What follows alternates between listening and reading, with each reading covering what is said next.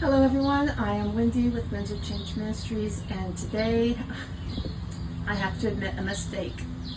Not really a mistake, but I want to go into more detail and clarification about what I spoke about yesterday. And in fact, one of the reasons why I am not very clear in some of the things I'm saying is because I'm trying to cram too much in to these videos, and I'm not making things very clear. And so what I'm going to do today, because the reason why I'm cramming it is because I felt this sense of urgency. There's a lot of things I want to teach before the summer solstice, which is the 40 days of manna. Okay, so anyway, so what I'm going to be doing today is doing a lot of small videos, being very precise, making points. So you're going to see the same shirt. Okay, I'm going to try to make 5 different points on the story of Abraham today. Okay, try to get these whipped out. I don't know if all the videos are going to get out today, but I'm going to film them today. All right. So, looking back at the sacrifice that I spoke of yesterday. Abraham's sacrifice, not of Isaac, okay, not that one, but when God told Abraham that he was going to use him to be a blessing to the world, the Almighty told Abraham, which is actually Abram, okay, at this point in his life. God ends up changing his name, and we'll talk about that later, but so Abram, okay, Abram, all right. Anyway, he told him that he wanted to use him to bless the world, all right, and he gave him instructions. He wanted him to get a heifer of 3 years. Okay, I'm going back to yesterday's message, but I'm being more specific because I missed a lot of things that are very interesting and important. So that 3-year-old heifer, all right. Now, and then from there, he had a she-goat, and this is where my confusion was. It's like, was it a lamb? Was it a goat? What was it? Well, it was a 3-year-old she-goat and a 3-year-old ram. So it was and a ram is a male sheep. Okay, so the female she-goat and the male ram, and then not 2 turtle doves, but 1 turtle dove and a pigeon. So the turtle dove was first, which would be linked to that she-goat, and then the pigeon came second in this lineup, and it would be linked to the male ram, okay, the male sheep. So anyway, and I mentioned yesterday that in a way this symbolizes the 3 eras of the faith related to Yahweh. All right, so we got this heifer, this bovine is Judaism. It opens up and it begot the next Christianity, where you have the she-goat and the ram. And I'm going to explain this in a second, why this is Christianity. So, all right, and then that opens up to the turtle dove and the pigeon, which is the new era where the Holy Spirit, the Spirit being bird-like, right, heavenly, rules and reigns. And that is the era that we are coming into with the new teachings of peace. Okay, so let's look at this she-goat and male ram. All right, so right here, 1 second. I told you that the opening of the carcasses was also the splitting in half, because they had to be severed in half. This was the masculine and feminine energy of God. And you might be wondering, Wendy, where the heck did you get that from? Well, let's look at the full picture, okay? But there's something I left out yesterday. I left out the fact that when the sun went down on this sacrifice, that Abraham saw a lamp of fire and a fiery, smoking furnace, an incense that went through the amongst the sacrifices. And what that represents is the masculine and feminine energies. Okay, where there's smoke, there's fire. But in this instance, there were two. They were separate and distinctive. Okay, and we see this throughout the Bible, when Moses led the children of Israel through the wilderness, they followed. It was a smoky pillar by day and a fiery light at night. All right, so it's the concept, and yet they were both the same. All right, so one is masculine, one is feminine in nature. Okay, so you've got that female bovine cut in half, right?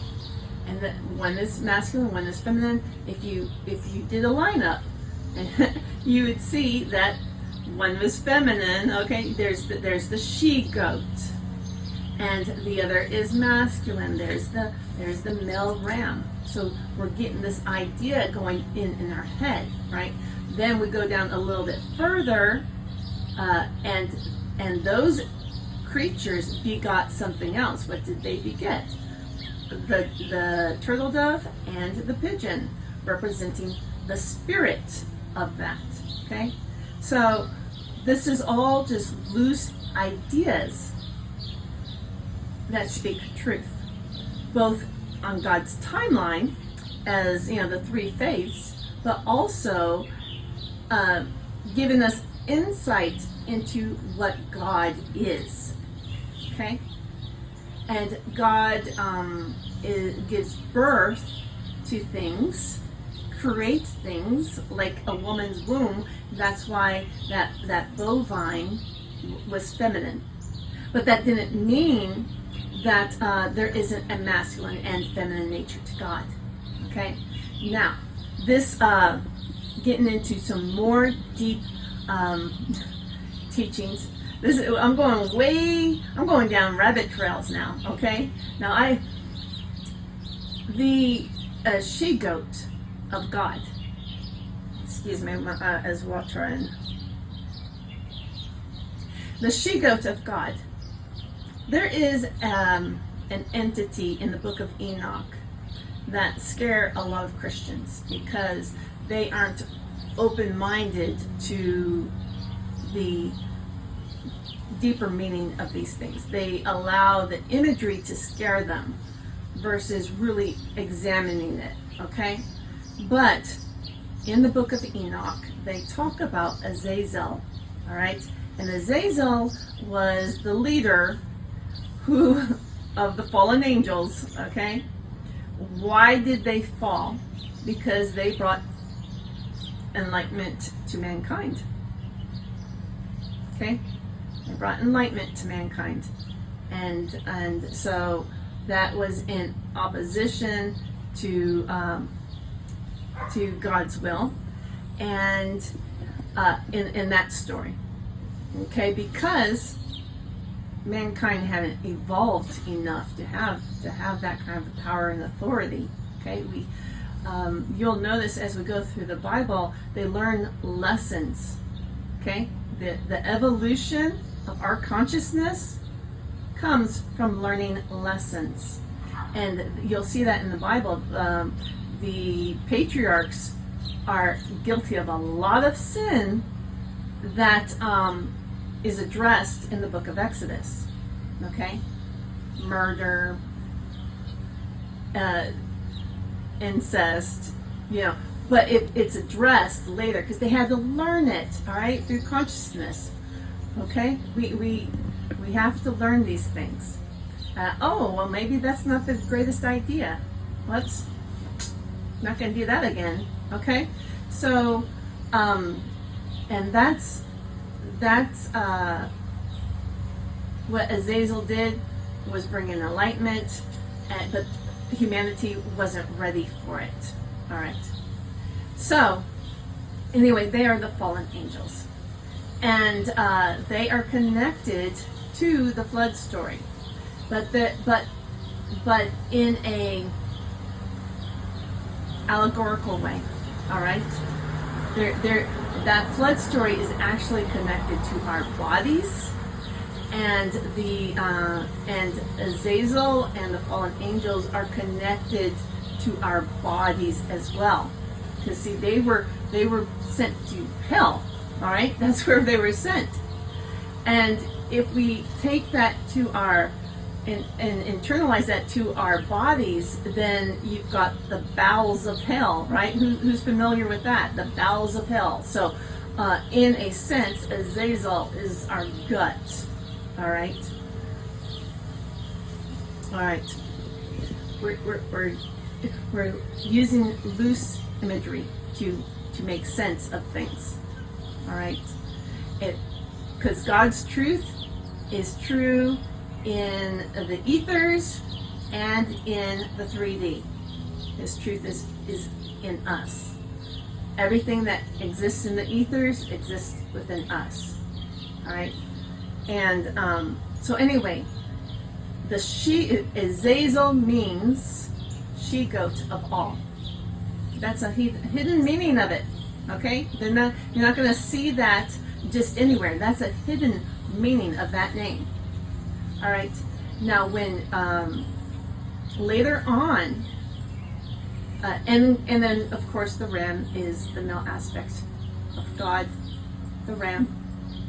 Later on, when God starts giving His rules about sacrifices, there is a sacrifice that they do on Yom Kippur, which is the one where one animal, and let me clarify something real quick, okay? Because a lot of these sacrifices were allowed to be either goats or sheep, okay? And so we're talking about ovis. I had to look that up. That's the classification of the family that both goats and sheep are in, the ovis family. So you got the bovine, then you've got the ovis. So like the bovine would have, cows and buffalo and different things like that. Then you have the ovis. Okay? So the ovis really represents Christianity, and we see that with the sacrifice. Well, let me explain why.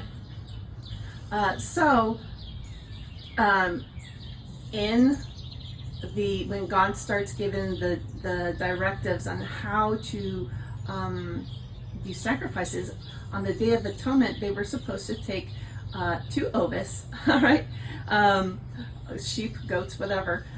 One was going to be sacrificed to God at the temple, and the other was going to be taken out and sacrificed to Azazel. Well, why on earth would God have the children of Israel sacrifice to Azazel? That's weird, right? And yet, this is the Day of Atonement. Why would atonement of sin require a sacrifice for both the masculine aspect of God and the feminine aspect of God? Because they're separate and yet they're together. Okay? They're separate and yet they're together. They're distinctively apart. These energies, and yet they're together.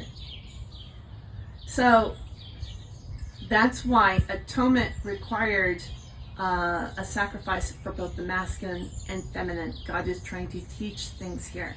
And yet so many of us are afraid of the feminine nature of God. And yet it's the feminine nature of God that wants to bring enlightenment, while the masculine nature of God, this is not a bad thing, it's just likes things to be left in the dark. Okay? Remember, in the beginning, God the Father, and I've mentioned this, I have been with God the Father, and his place it's dark, representing the beginning of the Big Bang, where light came. Okay? So, all right, darkness, light. They both exist at the same time. All right, so, yes, the masculine aspect, it's dark in nature, and then the feminine aspect of God is light. All right? There's no right or wrong. There's no good or evil. It's just both that work together. Okay? Anyway, so when Jesus, so what would happen is they would make atonement, and they would send one of them out to Azazel, and they knew that the sins of the community of the nation of Israel, the children of Israel, they knew that their sins had been atoned for, because they would hang a ribbon up by the temple door, and if that ribbon turned red with blood, then they knew that their atonement was acceptable to Azazel. Okay? All right. So when Jesus died, was crucified, for the next 40 years, that little strip, every time they did sacrifices, it was unaccepted by Azazel. We had entered a new era, an era where animal sacrifice was no longer accepted. Okay? So, anyway, and then what happened 40 years after the crucifixion of Jesus, was the Romans came in and destroyed the temple. And a lot of people don't know this because it's, in the Jewish histories, but just before the Romans came, the voice of God basically said, hey, come on, let's get out of here. And the Spirit of God left the temple.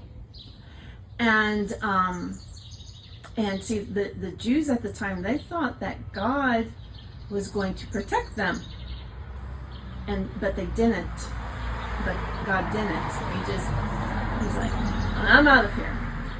And anyway, and next thing the Jews knew was that their temple was destroyed. Okay?